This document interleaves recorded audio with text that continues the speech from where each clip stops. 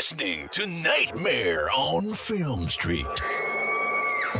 The current time is 6:66. Traffic is clear ahead from here to the afterlife, but it's hell outside.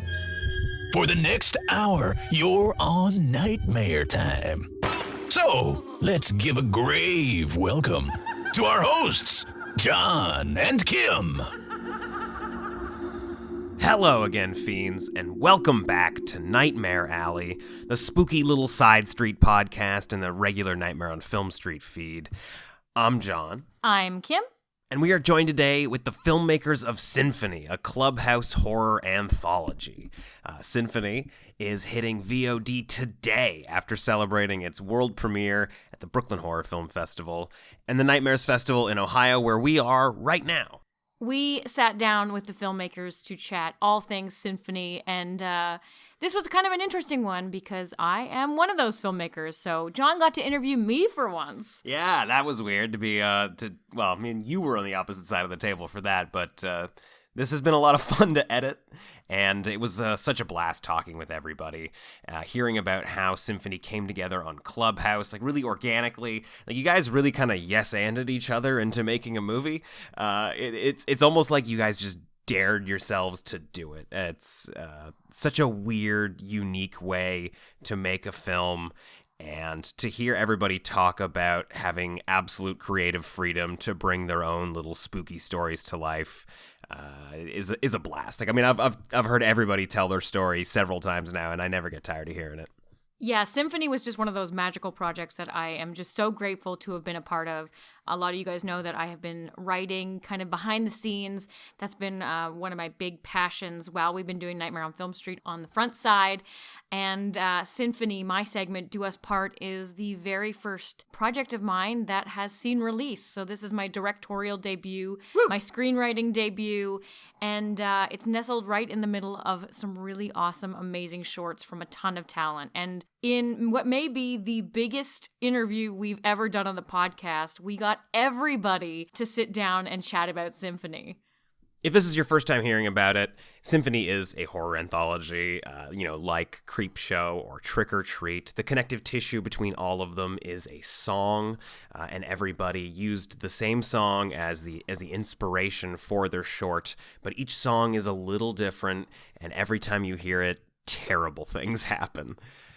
We're going to throw it off to the trailer right now, and when we come back, we'll be sitting down with filmmakers Sebastien Bazile Michael Galvan, Stephen Keller, Jason Ragosta, Jason Wilkinson, Nichole Carlson, Haley Bishop, who you'll probably remember from Host, Mark Pritchard, Greg Greene, and of course, Kimberley Elizabeth. Yay! Supposedly, this Ripper asshole's clocked a dozen victims so far. Please don't make me think about that stuff right now. It's too long! Here alone in the cold, it's just me who hears you call. It's just the stuff.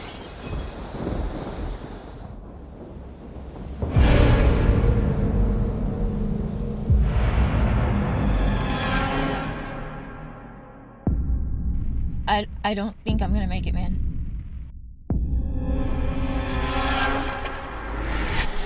Proper, are you okay? Just let me try. Seriously. No, it's okay. We tried to warn her.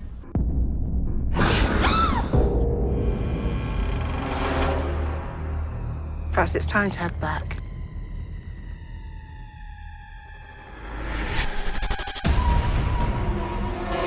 You have to think about your kid.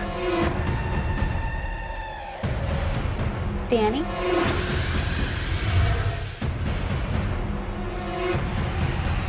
I'm scared, Maya.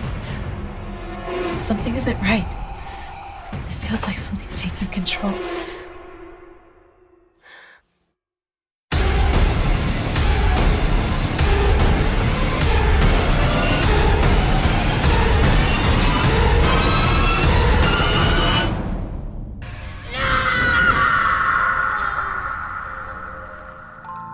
Here alone in the cold,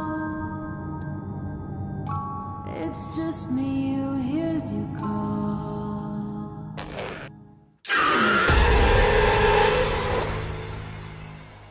Well, thank you all so much for joining us here in the podcast today. This is probably the most amount of people we've ever had in a recording session before. It's definitely the biggest podcast we've ever done. So thank you for having us. Yeah, thank you so much. Really excited to talk to you guys. It's I mean, we've all hung out together before. I've seen like I've seen at least half of you sing karaoke, so I feel like I know you. I feel like I know you pretty well at this point. So we'll start with Jason. Okay. My name is Jason Ragosta. I'm a writer, director, and illustrator, and sometimes producer. My short was called Mother Love, and it's about a mother who has to protect her son when this maxed clown-faced killer invades their home one night. To quite, we just say things escalate very quickly and in quite a fantastical fashion. And Jason's done all of our artwork thus far. He's got the poster. It's fantastic. Yes. Thank you so much. Yeah, it was a pleasure working with all of your amazing imagery on the poster and possibly secret posters that we won't talk about now. Hey guys, my name is Stephen Keller, writer-director of the segment Earworm. Earworm is the story of a father-son contractor team who are hired to help renovate a building, only to discover things aren't exactly what they seem. Isn't that always the way? Oh yes. Things are always a little off. Sometimes a mold is just a mold. Sometimes, it's a brain parasite. You know how it goes. Just roll the dice. Yeah. Hello, I'm Haley Bishop. I am a writer, director, and the actor in Forever Young, which is about a woman who performs a TikTok dance at her 30th birthday party, which sends her to a demonic dimension to relive her youth in the early 2000s. And it is a comedy horror. So I like to bridge the gap between the two. So hopefully it makes you laugh. Great time period, horrible fate. Yeah. Yeah. The worst time period, if anything. Hi, I'm Greg Greene in Nashville, Tennessee. And with my longtime collaborator, Wes Driver, we contributed a short film called The Keeper. And it's about an old innkeeper who hosts a family, a man, woman, and a child. And he can tell pretty quickly there's something very wrong in this family dynamic, but he has no idea just how wrong it is. Spooky. I'm up next, Mark Pritchard. My chapter's called Limited Edition. You can probably tell by my voice on the other UK chapter along with Haley. The story is about two women who are trying to capture a moment in time, and the moment leads to interesting events between them. And we managed to squeeze in a 1957 Morgan, sticking to the original brief.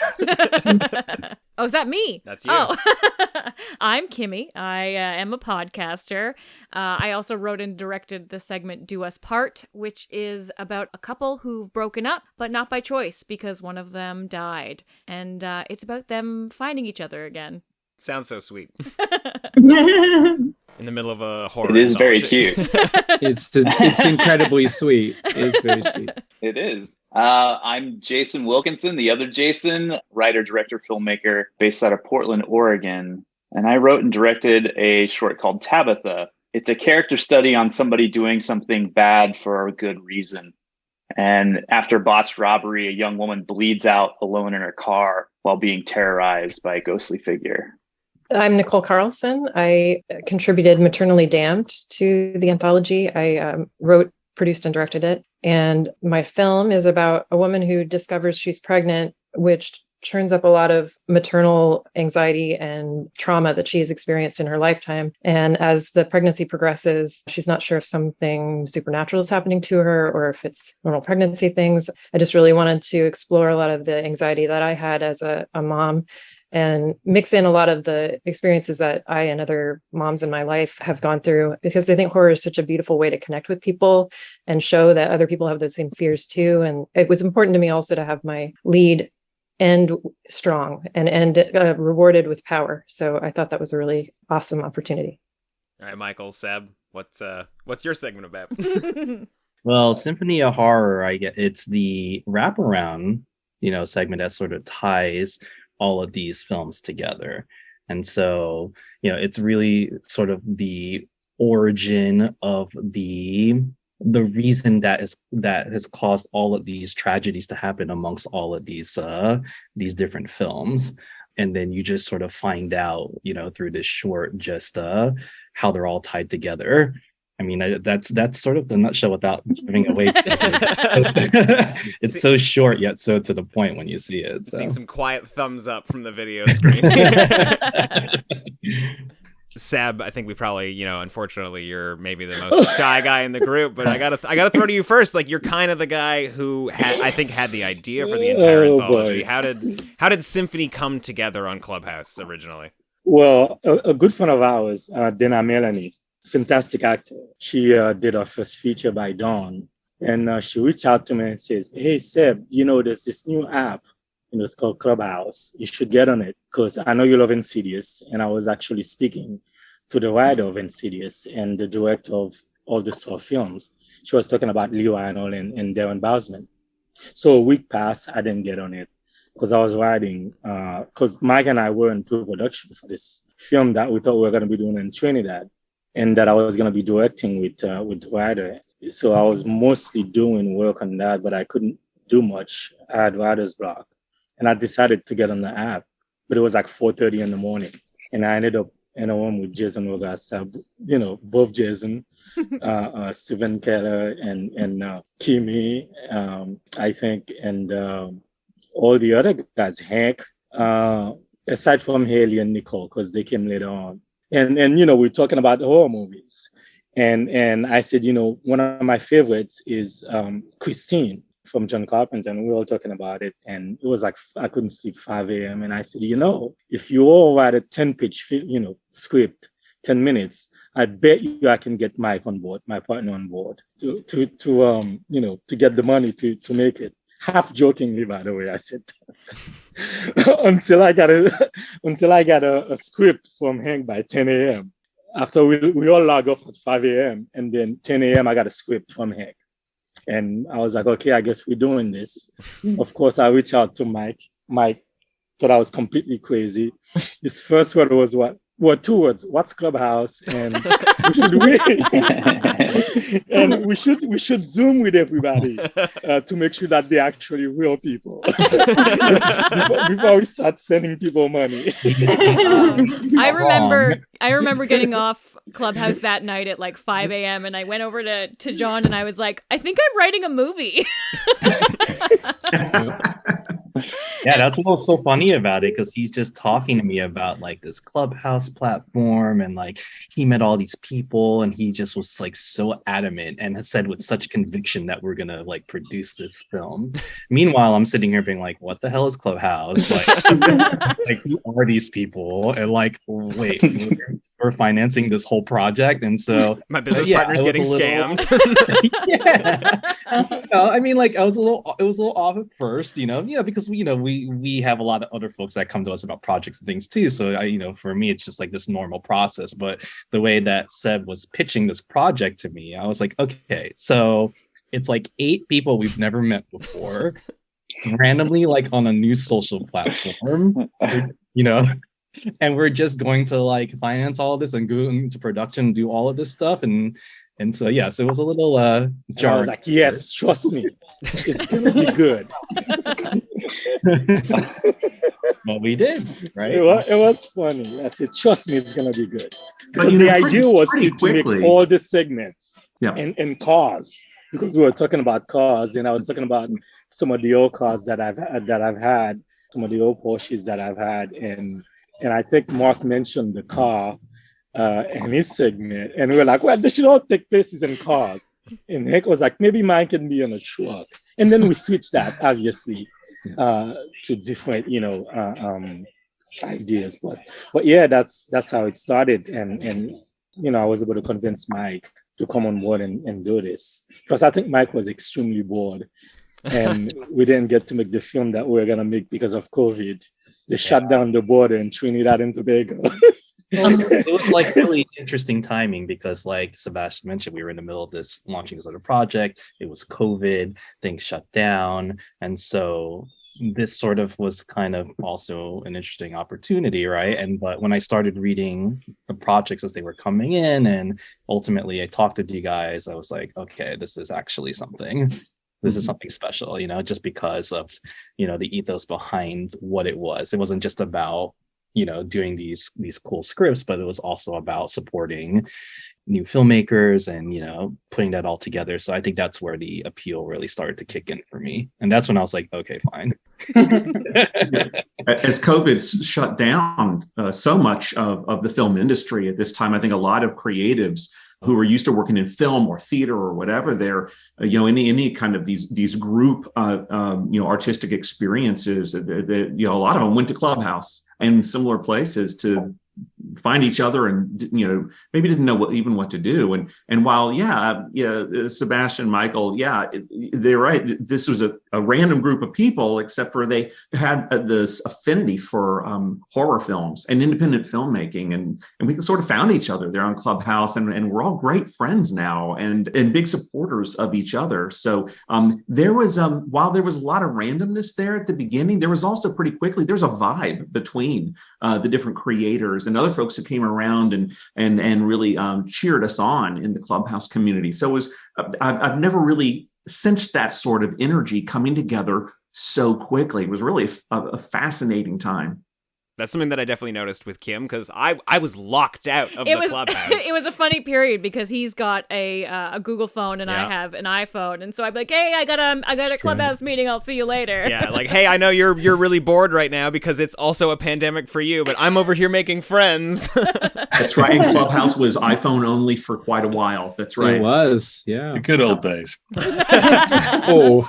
It definitely has changed a little bit. So, I mean, Seb had also kind of Michael had talked about how weird it was to get that message from Seb saying, "Hey, we're making a movie."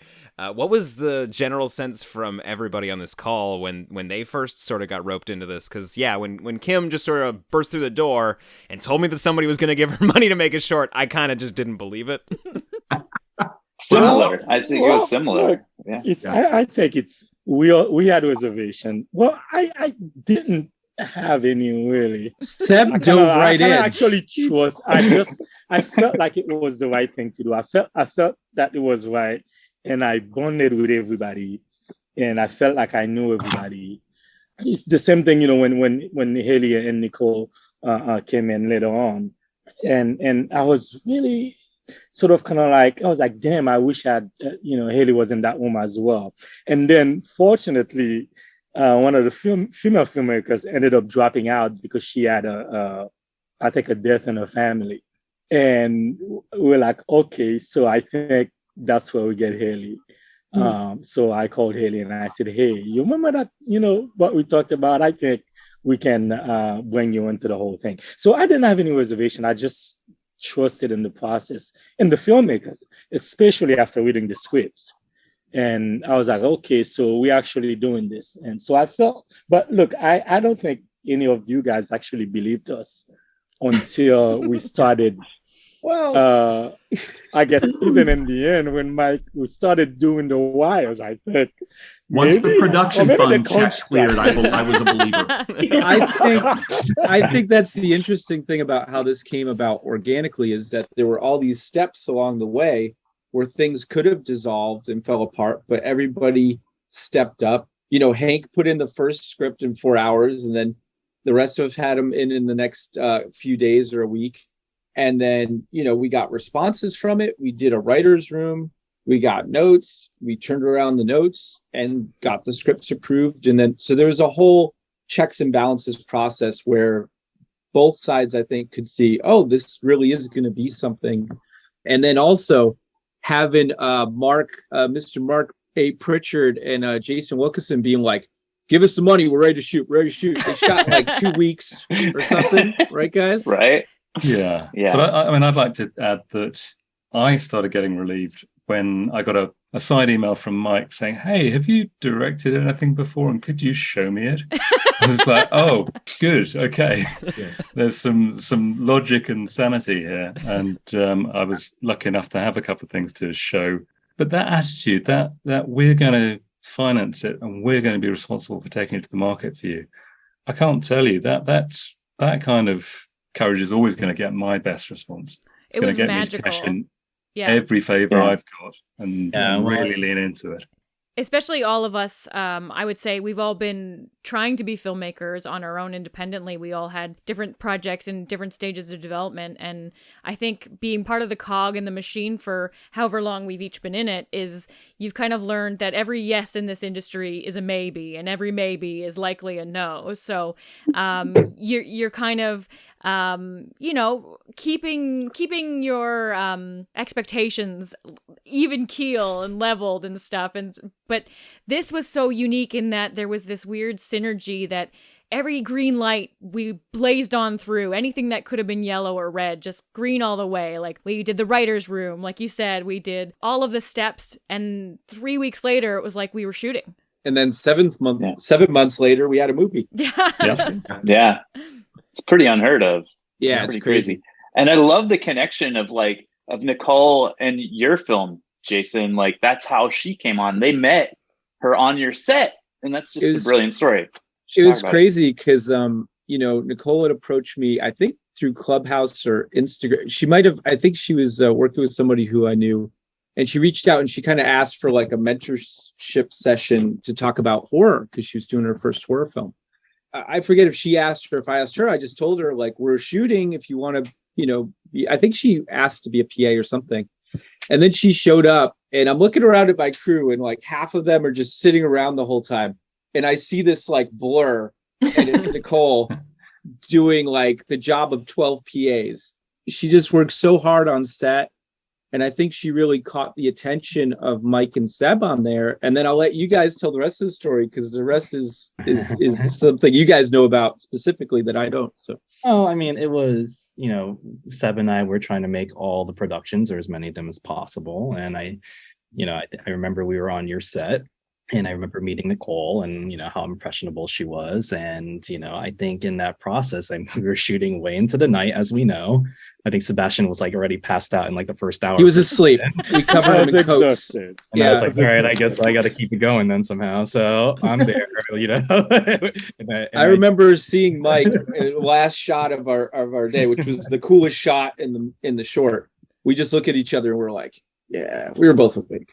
Yeah, because we were also sort of in the second half of the production leg, if I remember. And then I remember Nichole was talking to me about her short, and it was going to be her first short and, asking for, advice and things like that. And, I was curious. So I said, sure, I'd love to just take a read, not really thinking much about it. And then I believe we were flying to Ohio for Stephen. Yeah, we read it on the plane. And we read it on the plane. And I was like, okay. Like at first I was like, oh, this is great. Okay. And then I think maybe an hour later in that plane ride, I was like, wait a minute. I was like, we're doing like this anthology right now. And like, this is kind of an opportunity. Like, I mean, the issue I had at the moment was like the anthology was getting long just because we just had all these people, right? Because there were some other folks that were a part of this that, we ultimately didn't include. But I just kind of had this moment with Sebastien, and I asked Sebastien, I was like, hey, what would you think if, we offered Nichole to be part of this anthology? Because I think it actually would fit really well. I mean, one, I did feel like it was a little too dude bro heavy at the moment. So especially like, I mean, thank goodness we had Haley come in place, but I was like, it's still like, large majority like men. And so it was just Kimmy back then. Kimmy was the only lady back then. Yeah, because if you guys remember, Sabrina had dropped out because she had a death in her family, and she didn't think that she could, make it. Look, we were very impressed with the script, and I think Mike, I was dozing off. I think Mike kind of woke me up in the plane and said, we should tie this into the wraparound story in a way and make it last. I could not believe my dumb luck that all kind of one thing after it wasn't luck, Nichole. You worked very hard. And thank you, Nichole. You had kickstarted yours. You were going to do yours as a separate project already, so it was kind of just absorbed by Sinphony almost.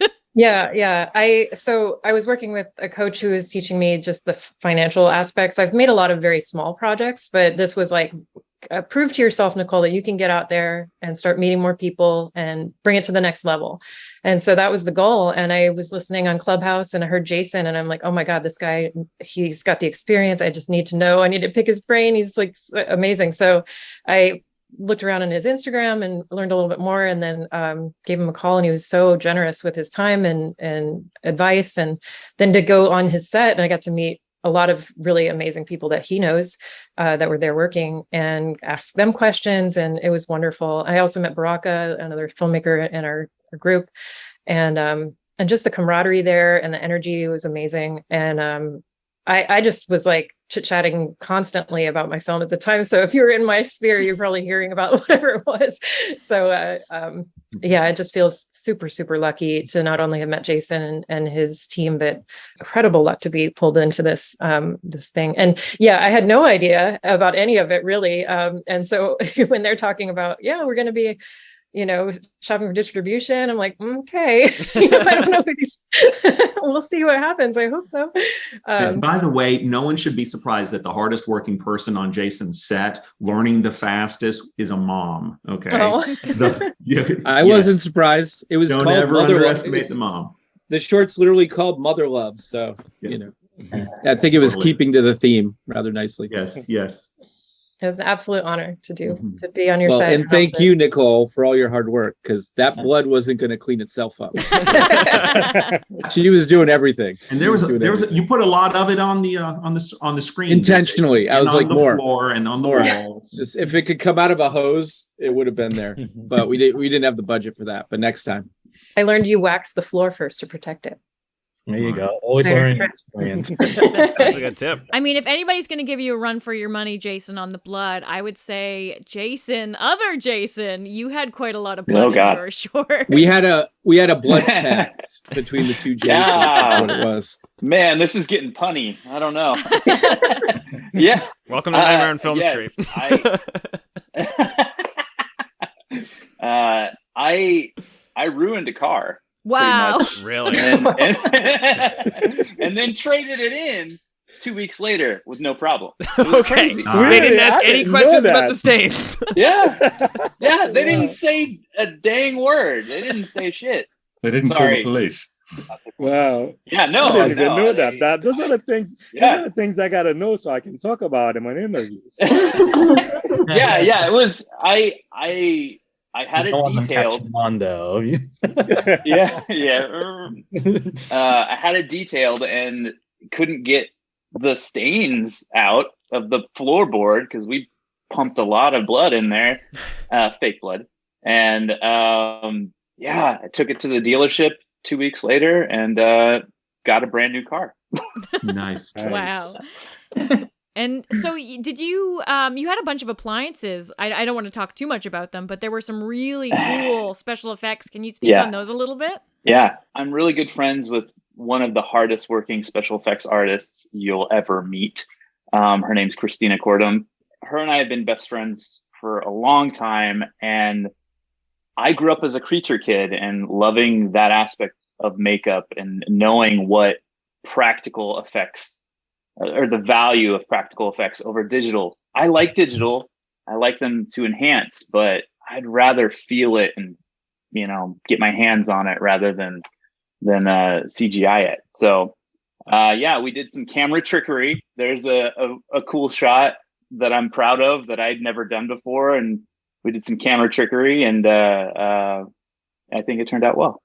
I think it seems natural to jump over here to Steven for a half a second while we're talking about special effects, because unfortunately somebody couldn't make it to your set last minute and you kind of got stuck becoming your own special effects expert. Yeah. So at the last possible minute, I had a whole bunch of things kind of all go wrong at once. I had a producer attached to the project who was also going to do special effects for me. She's like, yeah, I can get you locations. I have all these connections. I'm going to set you up. You're not going to have to worry about anything. It'll be great. I'm like, awesome. So day of, or a couple days before, the location falls through. So I got to find a new location. And then day of, disappears. I have to do like all the special effects myself. I don't come from a makeup background. I come from construction. I build movie sets, things like that. And like also at the same time that I was working on this project, I was also building sets for a Netflix film. And so it's like, okay, work on set all day. I have a couple days this weekend to make this thing happen. I'm going to do that, and then back to work on Monday. Yeah. So she doesn't show up. And I'm like, oh crap, what do I do? Fortunately, a friend of mine who was helping me out on set, John, great guy. He's like, I got you. Went back to his house, grabbed whatever he had around. And he's like, here's the pieces that I have. So I'm like, okay, I'm going to do all this special effects makeup. I'm going to build a creature from scratch with like no prep, no plans for it. I found some bits of cloth around on set. I found just random junk that I combined. I basically took some chew toys, a plastic face shield, and like some other bits and bobs that I had in my car, and built this like creature prosthetic out of like scrap basically. And it looked pretty good. Oh no, like it looks You great. would never know. Yeah, You no, would not never at all. know he had an issue at all. The short's Yep. fantastic. He pulled it off. I'm still in awe of it, honestly, Oh, yeah. that he went through all that. 100%. I gotta speak to this because we flew in, and I actually really remember this. We were pulling up to this location, and I was like, okay, this wasn't what I thought it was going to be, because we talked about it being like this whole other like venue. And I walked in, and first of all, I was like, oh, this is actually the best mistake to ever happen. Because this location is fucking awesome. Right. But then I see Steven, and he's literally he's like directing, and at the same time you don't see like his hands, so he's like putting together this like prop, and he has like the food on the side, and he's trying to like get the food cable, and I was like, what is going on? This guy's doing like 50 things. But as we were like there, like he just pulled it off so well. I mean, so well. I mean, like, yeah, it was really fantastic, man. Yeah, I think I was looking at Mike, and I'm like, okay, so we can do prep, but both Mike and I were directors. Maybe it's a question of maybe try to set up things for him to, all he has to do is just call, action, because both Mike and I are directors, so we kind of know, but we don't do parts. But I'm like, the minute they were finished setting up and he's doing his thing, and they were like, okay, so we're ready for it. And he looked up, he's like, action, and he's looking. I'm like, okay, so he doesn't need us at all. He doesn't need us. So he's doing all these things, and I was extremely impressed. And I was like, I bet you this thing is just gonna look freaking fantastic. And then when we got his cut, I was like, okay, so this is a guy with real talent. Yeah, so we're very impressed. Yeah, I think that we were on a call with Steven like right at just after he had finished filming or something, and he was like going on maybe 2 hours of sleep in the last 36 hours or something, last couple of days. He was absolutely exhausted and heading into more like set building for this Netflix show. I don't know how he pulled it off, but I was very impressed. Well, like Jason mentioned, like you can see the final product and you would never know. Yeah. I mean, this is I do want to give a quick shout out to Elena and Victor, who are actually part of the special effects post team also. I know they worked on a bunch of your films randomly, but they were also integral in sort of helping kind of add the touches to Steven's project to make sure that like we were able to clean up any little other thing that wasn't noticeable. So I do want to give a shout out to them, because they did a lot of magic, but they're definitely behind the scenes. I don't think anyone of you have met them yet, have you? No, I don't believe I met them. But they did an incredible job just like enhancing everything, just adding just a little bit of this, a little bit of that, and just really bringing it to life. And like that project was so insane. By the time we wrapped out of that location, because I only had Saturday, Sunday, those were the only days that I had to shoot this thing.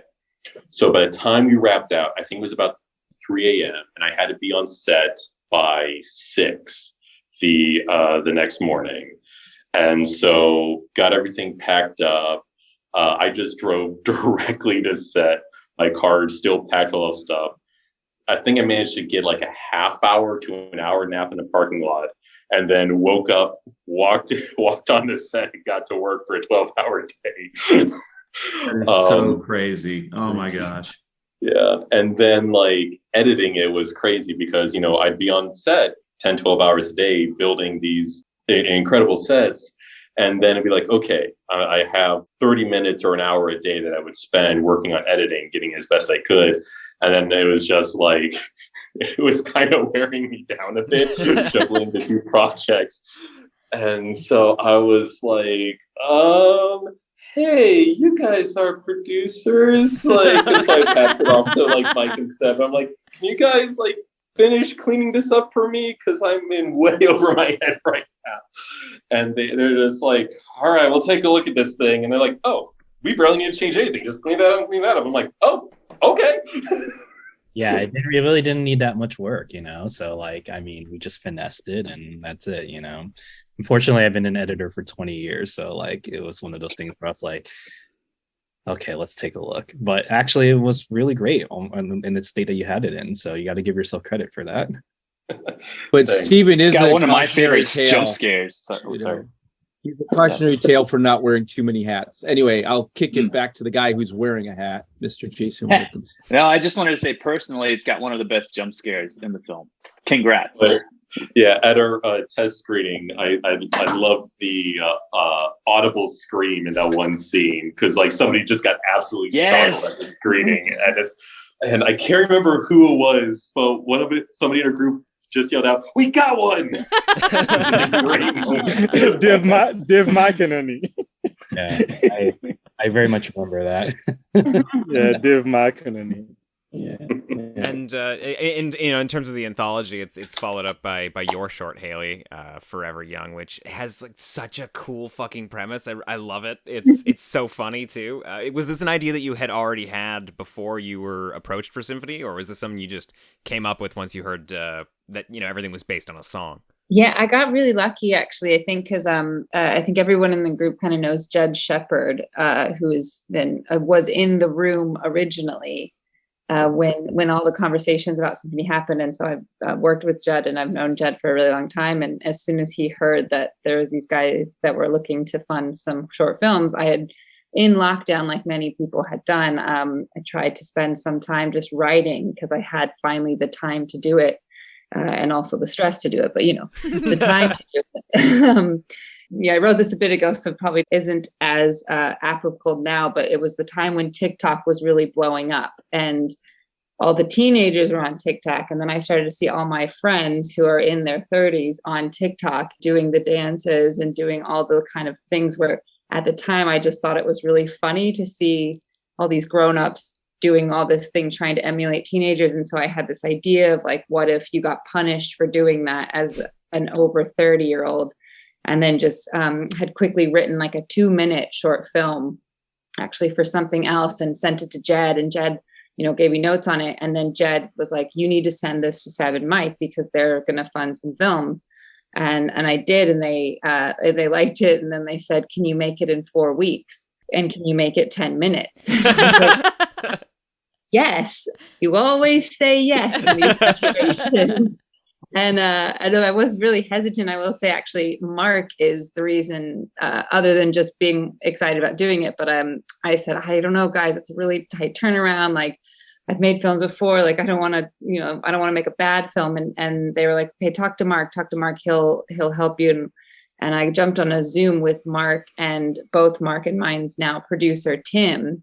And Mark just was like, you're doing it. I don't know why you're talking. Like, I don't know why you're worried. I don't know what you're scared about. Like, you're doing it. This is a great opportunity. You'd be crazy not to do this. And he was right. I was like, the most grateful thing I think I've ever been a part of has been getting to know this group of people, being a part of this film, and then getting to make my film. It was a like wild 4-week turnaround where we were suddenly just like, okay, we need to find the crew. I need to write the script a bit longer. I need to source everything. And like, thank God I had Tim. And then I had this whole group of people to kind of be sounding boards to give encouragement and like help in any way possible. But yeah, it was really fun though. Like, I think doing the film has been one of the most rewarding things I've ever done in my career. And then to have this come out of it, it's kind of like everybody was saying earlier, this whole most of the time, I think you said it brilliantly, Kimmy, where it's like most of the time in this industry, a yes means maybe and a maybe means no.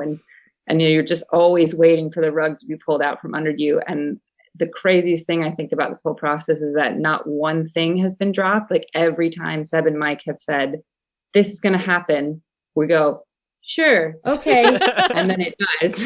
And then it's like, now this is going to happen. And you're like, well, that other thing happened, but I'm still going to be cautious. And then the other thing has happened. And it's just been this snowball effect of more and more stuff happening and then getting to do it with this amazing group of people. Yeah, I'm just really glad my film is a part of this. And I like it that it's the comic relief at points and still has a couple of scares in there enough. And then also there's the total fear of having to relive your youth. It's a different type of fear than some of the other films. So it's nice to have that. Yeah. And it came out so good. Like it's just good. So much fun. Yeah. And Haley just killed it. So thank you, Mark, for telling her to do it. I guess I was lucky enough to go down for the second day of shooting, and Kieran, Haley's partner, is the DP on this shoot. It's just an absolute bloody master. Really look forward to being able to work with him in the future, I hope. But just a funny story. I ended up in hospital that night because I was carrying bloody appendicitis. Oh no.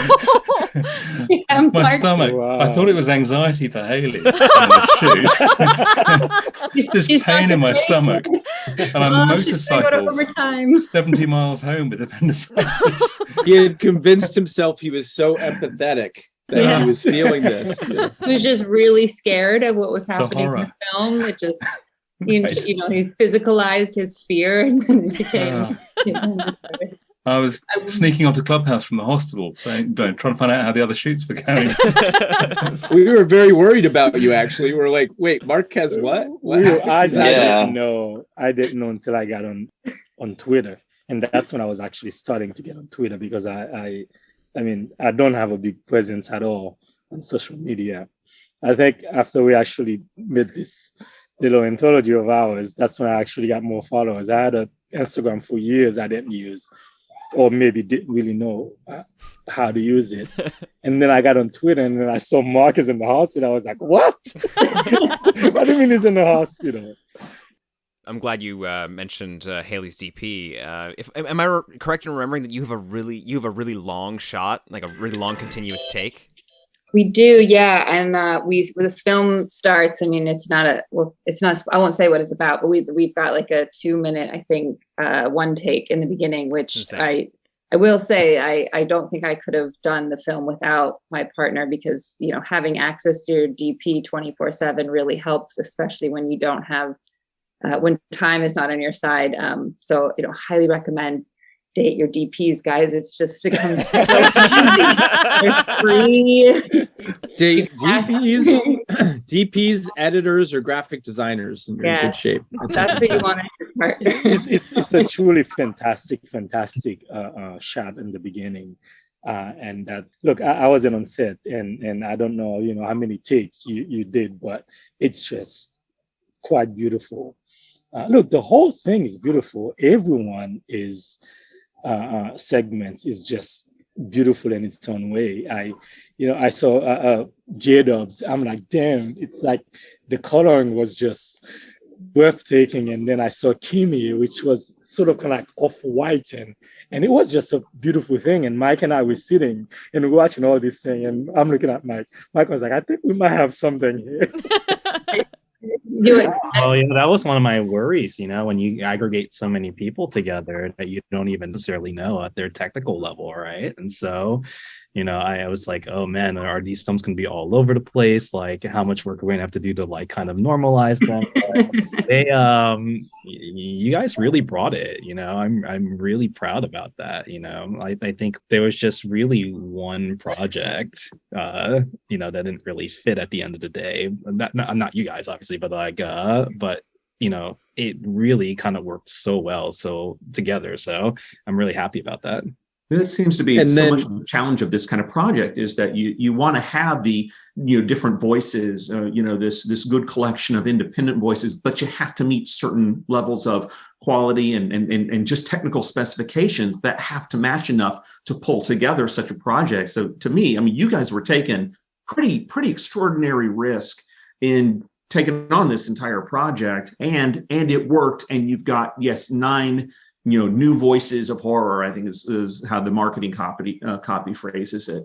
But yeah, that's a pretty extraordinary feat, and a whole lot of it. I just want to say, like from a technical standpoint, what you guys needed and had to achieve at the end was a little bit beyond my experience in videography. And so, yeah, we had to rely on Michael in particular for a lot of just understanding the specifications and talking with some of the technical people on our end who were doing things like the color timing and things like that to be able to deliver what you actually needed. So we were very much relying on Michael in particular for that.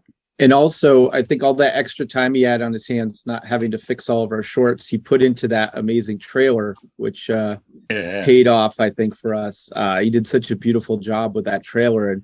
And what's funny is online, the reaction to the film, we had some great stills from like Marks and J-Dubs in the first Fangoria thing that got released. And I had done like a pre-pro poster. And everybody's like, okay, this is interesting. We got something interesting here. But when the trailer dropped, everyone's like, oh my God, they might have actually made something decent. Did you guys actually make a movie? Yeah, like, wow, this looks like a real movie. That's the thing we got from Paul Davidson, because when Gray saw the trailer and Gray actually went into his office and said, hey, I think this thing is real. And I don't think they heard about it, but did they actually believe it until they saw the trailer? And according to Gray, Paul was like, holy fuck, this is cool. I know you're gonna cut it. But, oh no, we won't cut it. The horror podcast. You can swear all the fuck you want. That's the thing. Like, what the fuck not? Projects don't Let's all go around the table and say a swear word. Fuck. Projects don't come together like this. So that's why I think a lot of people didn't necessarily believe it was real for like a long while. And then when that trailer dropped, they were like, wait a minute, they actually shot something, And so I think there's a lot of big talk on Clubhouse. Let's just go ahead and acknowledge that. And so, yeah, for someone to say we're going to make this movie, we're going to do whatever, it is easy to say. The talk is cheap there, but yeah, it actually happened here. This is such a beautiful project because like you mentioned earlier, Kimmy, like it's all organic, we just kind of ran with that. I mean, if you work in this industry, there's so many gatekeepers, it's a hyper risk averse industry. Like no one wants to give people chances. So something like this, where it was a lot of like first time filmmakers, it's a very hard pitch for most people. So I think, it's like Seb mentioned earlier, we just decided to embrace it and just kind of go with it and see, what would happen. And, fortunately, here we are, right? I want to interject and just say thank you so much for all of your generosity as a first-time filmmaker coming in. I didn't feel like you were like, no, it can't be like this. It has to be. It was always just like, what, you're the director. This is your vision. How do we want to do? Okay, I think we can do that. And I felt so nurtured and supported, and I learned so much. I got to be on set with you guys when you were directing your piece and learned a ton. So thank you very much. And Sebastien, I just remember on a couple times I was like, oh crap, I have to change this on set. And he came up with a line for me, came up with an idea for an alternative scene. And it was just phenomenal. So couldn't have done it without you guys. And I'm just so grateful. Yeah, I think that one thing that people should know is that Seb and Mike gave us all creative control over things, which is also really rare. Like, getting the contracts for this project where it said, you own the IP, everything's yours. We're not going to, we're going to try and guide you and help you. We're going to let you do what you want to do. And like having that in this industry is almost non-existent. So, I think everybody can say that we're all really grateful and feel really blessed that we got to make the films we wanted to make, and we're given this opportunity and to have the chance taken on all of us is really rare.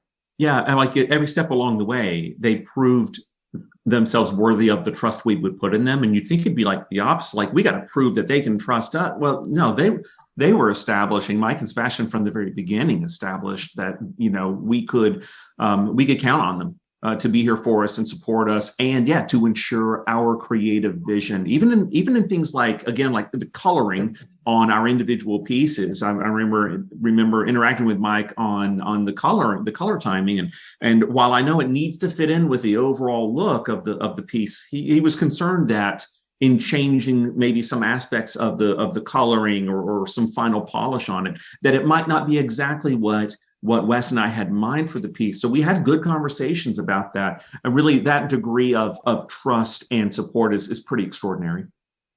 Now, there's been a lot of talk around the table here about the beauty of the project, but I gotta say, if there is one like ugly story, it's definitely yours, Greg. And I don't want to spoil anything about it to anybody that hasn't seen it yet, but can you talk a little bit about writing that story, because it's kind of fucking dark, man. Oh, thank you.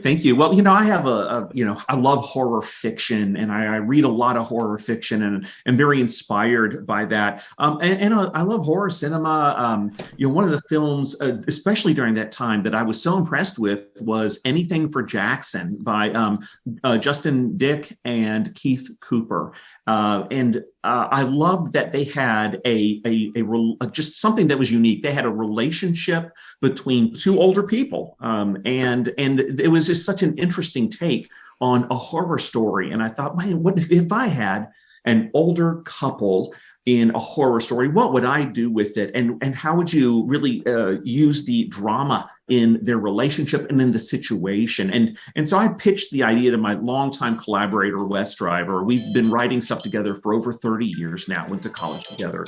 And I wanted to, have this kind of idea of an older couple getting into a very dangerous situation. And I kicked the idea over the table to each other over lunch. The woman kind of got nixed in this situation. We had an elderly innkeeper who is just, there taking care of his inn and welcoming guests. And here comes apparently a family, a man, woman, and a child, who he knows immediately there's some tension there. And it looks to be a bad situation.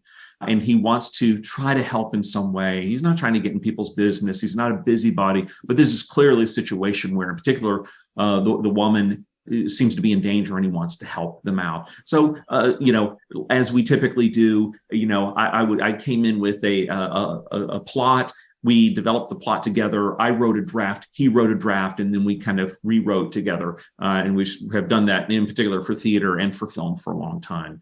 So and I wanted to do something. Initially, the threat was of one sort of horror trope that is maybe a little bit overused. And so we tried going someplace a little bit different with what is the nature of the threat.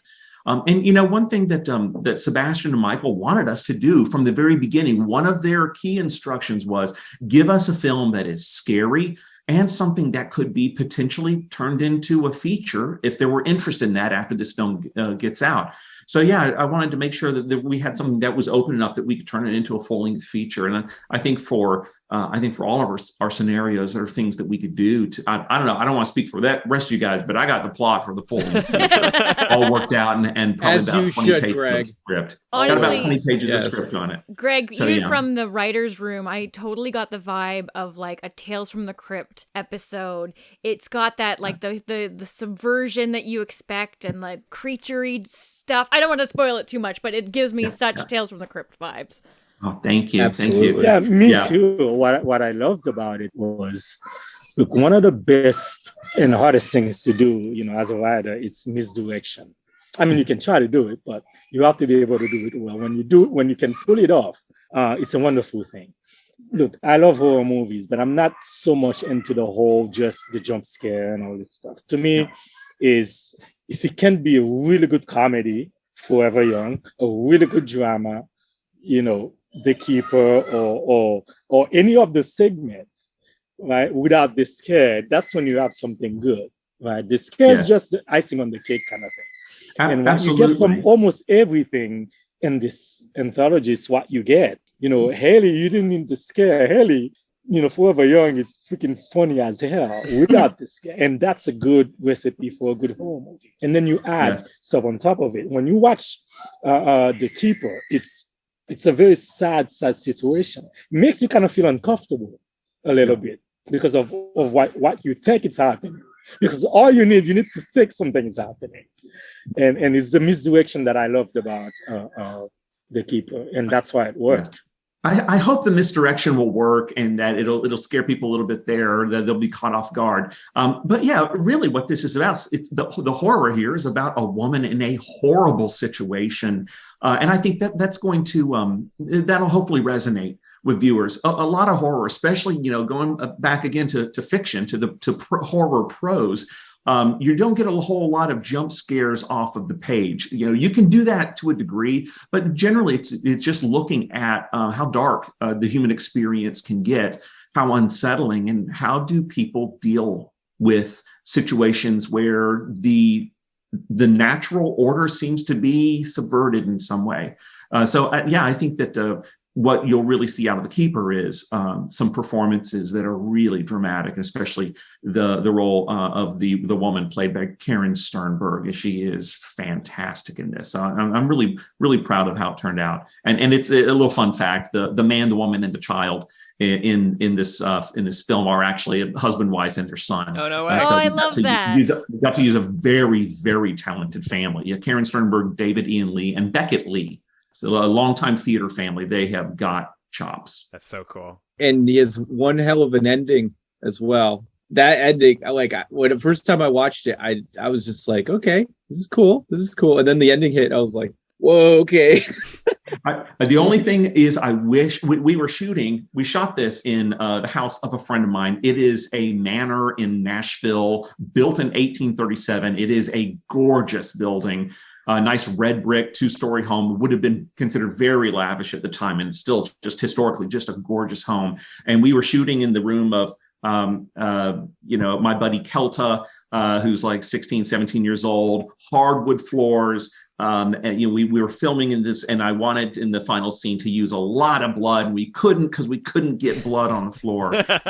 But I think for what we were able to do safely within the parameters of this actual historic home, I was pretty proud of how it turned out. And we were really fortunate to have the Academy of Makeup Arts in Nashville come in to do special effects, blood, and just the regular makeup for the rest of the actors. And then it was their faculty members, and also just some you'll see in the film, there's some special effects going on. And so we were able to work with their faculty, and they're very talented students who staffed the production and were there for a couple of weekends over which we shot, doing all the makeup work. They were just a joy to work with. So like a lot of these kinds of productions and our similar experience in the theater world, it's a big family effort. And there's just like nothing as wonderful as like taking the lunch break and everyone sitting around together and just talking and eating fried corn on the cob. I don't know if you guys had that anywhere else, but this is Nashville, and we had fried corn on the cob. So yeah, it was quite a pleasure just getting to work with these people. It's a fun family project. Yeah. Greg's film is so, like, from a cinematography standpoint and like the location, it is stunning. It is a dream location. Oh, that house is, I love it so much. Even just the wallpaper and the shots, you're just like, I can feel like what it smells like in that room. Yeah. Yeah, for real. The wallpaper was not from 1837. I believe it was from the remodeling done in 1909. So the wallpaper is a little more modern, but yeah, no, this house, it's crazy. And just a couple of friends who I've worked with for, a long time, I've known this family for a long time, were willing to let us use it. We were hoping there were actual ghosts in the house. They said not so much, but I did find a dead petrified possum body down in the basement. That was kind of That's funny. You got something. Yeah, it was something. I got photos. It's disgusting. One of my favorite things about the entire film, like the anthology as a whole, and Seb had kind of mentioned it a little earlier, is that it's almost like you guys sort of by chance maybe all took different subgenres. Like there are so many different subgenres of horror storytelling in this one. I think Mark's is really unique. Mark, could you tell us a little bit of? Did you have the car first and then wrote the story around the car? Like, I don't know. You got a lot going on in your story. Tell me about it. Yeah. Are you sure we're allowed to swear? Yes, absolutely. Okay, right, because I thought I'd fucked up. I didn't hear back from Seb for 3 days after I submitted my script, and I was getting really terrified, thinking I've gone way too high concept. I'm addicted to buried leads, and this is a looping story with loops within loops, and it's only 8 minutes long. I've probably overcooked this one and I'm not going to get to do it. I was so scared. And then finally got on Clubhouse and Seb was just like, oh, loved it, man. I loved it. And I was just like, yes. Okay. So the car, in answer to your question, it was a client I was shooting for, and I'd been shooting commercials on the track that we use in the film that allowed us to get the actor to actually drive the car, which is it's a technical bit of filming for a short film, and we were pushing it anyway. The whole film, to save money, is shot in daylight. It's all exterior shots except for one, so we were banking on weather. We had the actor actually drive the car, which is a technical set of shots to get, and because we only had 2 hours on the track, that was super compressed. The car, because it's an electric conversion, would run out of electrons at the wrong time. So yeah, we were pushing the envelope as hard as we could, but for all the reasons you've heard, it felt like the right thing to do. It's just like we've got a shot here at getting a film that gets out and is seen by people. So wanted not to leave anything on the table, and that's the. Are we allowed to talk about props? So there's a handmade book that's significant in mine, and a knife that is an Indian weapon from the 14th century. So all of these little pots of friends in Oxford that I've been kind of going around, with writer brain, going, oh, that would be great in a movie. Let me have the Morgan. Let me have the Indian knife, and that became limited edition. And to add the added stress of having to keep these objects, and especially that vehicle, safe, on top of getting all of the shots within a certain amount of time, that's a whole lot of stress. I mean, you must have had certain parameters around use of that vehicle in particular. Very much so. I mean, I joking aside, I take all the safety of that stuff extremely seriously. If I hadn't been experienced at directing camera shots, I probably camera car shots, I probably wouldn't have gone for it. But we had multiple briefings and people on the track, and people taking great care, and plans and first aiders and things if anything went slightly awry. And we were also driving the car fairly slowly. We were keeping it in with a certain ratio so that it couldn't do all the speeds it's capable of. So we were tilting things in our favor. But I mean, Stella Stocker, who's gone on to be Martha Wayne in the Batman, she was such a sport. She, in one of the scenes, gets blooded, and my costumier went, right, we need to do a change. So she put a set of shears, dressmaker shears, straight up the back to cut the jumper out. And this is on day 2, on the last set of sequences, on a remote farm, not near any shops, and she went straight through the mic lead. Oh no! Right. So luckily, my crew could see that I was at that stage in the day where my brain was exploding, because I was trying to craft the edit as I was shooting to make sure I had absolutely everything covered, because we were not going to get the car back. We were not going to get the property back. The actors were going to different jobs. Reshoots and pickups were not possible. So the crew was so good, they didn't even tell me. They quietly went away, swapped mics so that we got the dialogue from the correct actor. And then I only found out about 2 days later. That's how you have a good crew on your hands. Right. Those are keepers. Mr. Tim Woolrich, our producer that we all share now, because he's that good. Oh, Tim is like a super producer. He really is. Look, not all producers want to deal with the script. Not all producers even want to read your script. But Tim is like Mike in a way.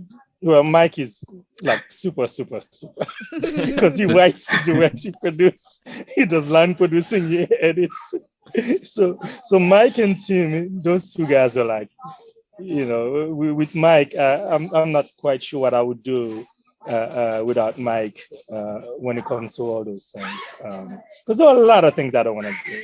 I don't want to know. I don't want to know things about budget. I don't want to know what things cost. I just want to read scripts and produce. Until Mike says, no, that's like, look, if it's up to me, I would give all of you guys everything you ask for. Until Mike says, yeah, we can't do that. We might have to save some money here. It's Mike, like Seb's way sounds pretty nice. We should try that. Sebastian is the id, and Mike is the super ego. I think in this, in the company. Mike is the super producer filmmaker. I have to make sure we still exist at some point. So. There's just one last point I want to make. Yeah. My cinematographer, Andy Roger, has been with me through several shorts now. And God, good cinematographers will school your directing. If you listen to them and listen to their pitches for shots and the approaches you're going to take.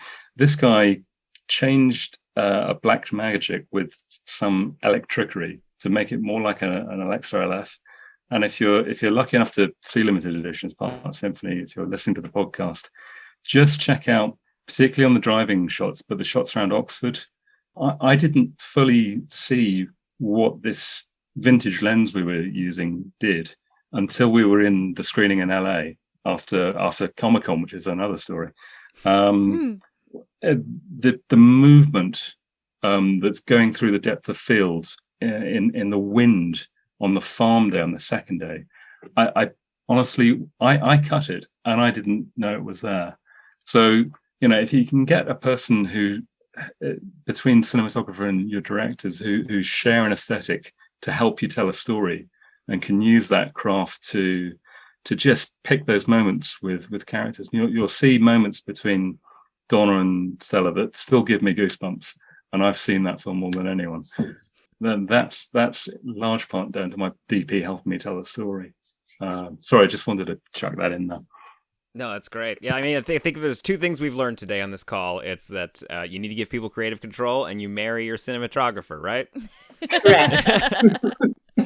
Mark, when do you marry yours?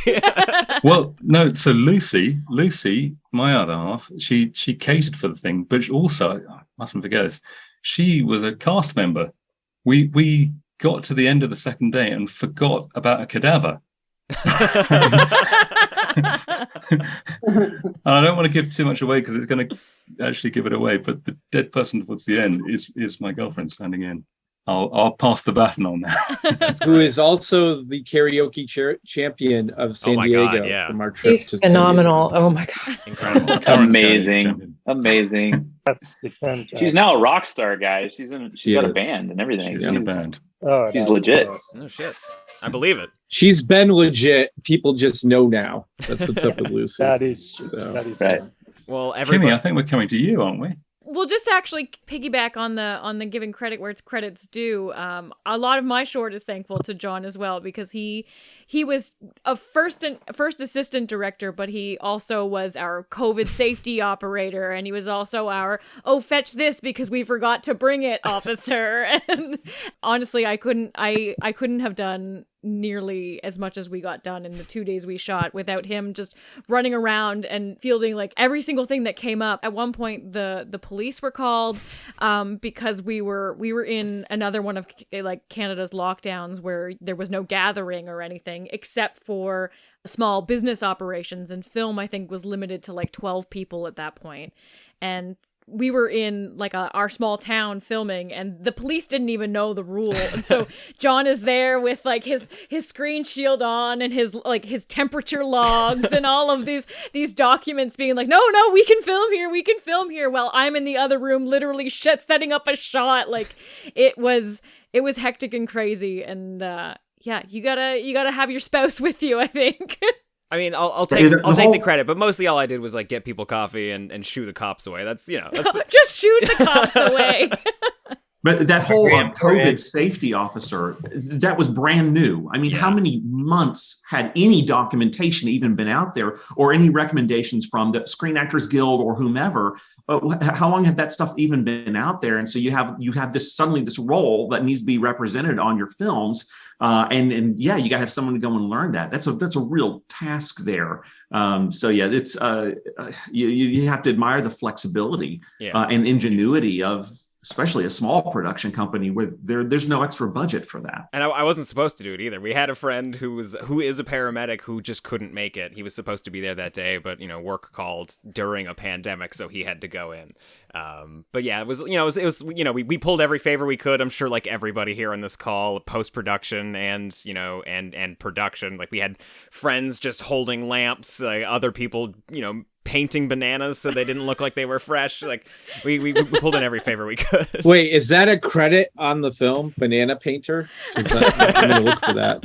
I think it was our makeup artist. It was a family friend, our makeup artist when she wasn't doing makeup. That should be a credit. My favorite credit that I've seen on a movie is Shark Wrangler, and it's in a movie that has no sharks. And that's thanks to that shark wrangler.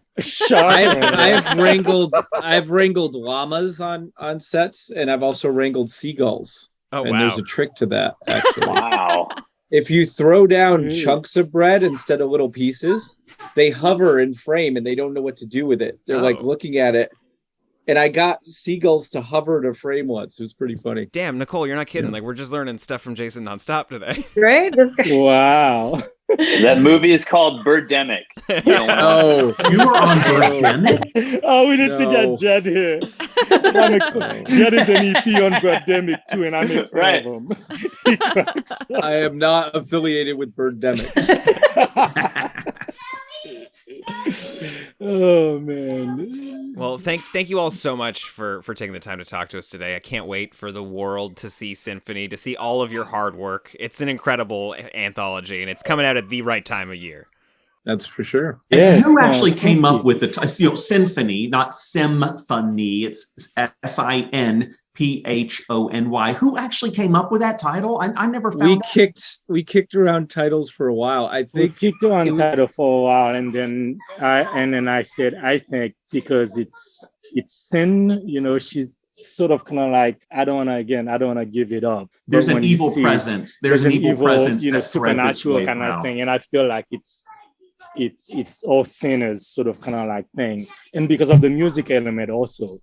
That we felt like maybe the music should play a big part of it. Again, not giving it up. And I felt like music and evil, we put that together. Then it was Seb that said it. Finally, he was like, "We're gonna do this." Yeah, and Mike and I, and we sat with Dave and we wrote the song. Yeah. Mike and I wrote the song, the lyrics for it. Yeah, and we did pretty good because there aren't a lot of other symphonies out there. There's like this music thing. Oh, that's another shout out we can give real quick is to David Fesley. David, thank you. David is amazing. He did a great job. Yeah, he did a lot of your music across these shorts too. And Victor and Elena as well. Yeah, we talk about it. Okay, so that's good. Victor and look, and everybody involved in this. Even though if I've ever met you from the PA to everybody, thank you so much for being a part of it. And look, and especially you guys. And I also want people to know that, which I always said that. I want people to know that it's not like we gave you guys like tons of money. I think it's important for me to always say that because what you accomplished with the budget is just incredible. So I always want to make sure that I give you guys props for pulling it off. Because again, some of the questions that I get a lot on Clubhouse and it's like, so tell me, it's like, no, I want you to know that these guys are incredible, amazing filmmakers and with what they ended up doing. And I keep telling the new filmmakers, trust me, be happy. They're getting a lot more than we did, so they should be happy. We're not bad. That's I want to give you guys that part, as well. Thank you, because Seb. I think you guys are incredible. We think you guys are incredible. It was an incredible opportunity that you gave us, and we're also thankful that you gave us money in general to make it. So that was good too.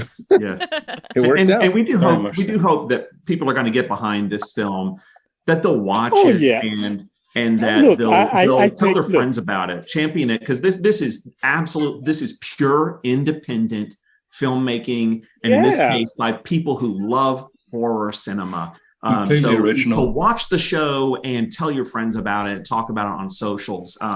Absolutely, and a little props to Dark Sky Film as well, to MPI as well, because those guys are incredible, and I have no doubt people will watch this. They will, and Dark Sky's been doing a fantastic job, and also Clubhouse and Rosie Baker, Gray from Clubhouse and Rosie, and we should definitely give a shout out to Angel at Fangoria and Phil Noble, Meredith, all these people, Boris from Hollywood Reporter, all those people, especially Fangoria, who supported this since the beginning. I think, Angel and Phil and these guys are incredible for getting behind this. And also, Seb, I want to give a special thank you to Barbara Crampton, Kelly Maroney, and Bonnie Aarons. Yes, and Bonnie. They were part of our original horror group crew on Clubhouse. We were actually hanging out with them in Chad's room. Actually, I'm scheduled to speak with them next week. All three of them. And also, they were very kind, and they let me use their faces on the app in Clubhouse in my short. Why they talk next week? Yeah. So big thanks to all those guys.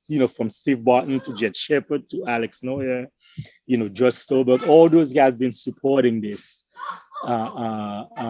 since the beginning, and I think we've been very fortunate to have these people on our side, and the Clubhouse family, people on Twitter, on Instagram. I mean, the list is endless. So there's no family like the horror family. It's so supportive and embracing. I know. Look, we have the coolest genre and the coolest fans and the coolest people in this community, and I think with them, that's why this film will be successful and people will watch it. So absolutely, yeah.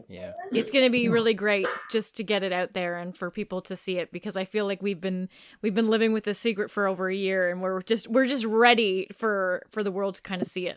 Absolutely. Thank you again to all of you for taking the time to share your stories with us here. And congratulations to each and every one of you on making an incredible short. They all fit so well in this anthology, and people are going to love it. Happy Halloween, everybody. And congrats to you guys. Halloween. Thank you guys. Thank you. Thanks, Nightmare on Film Street. Thank you so much. Yes.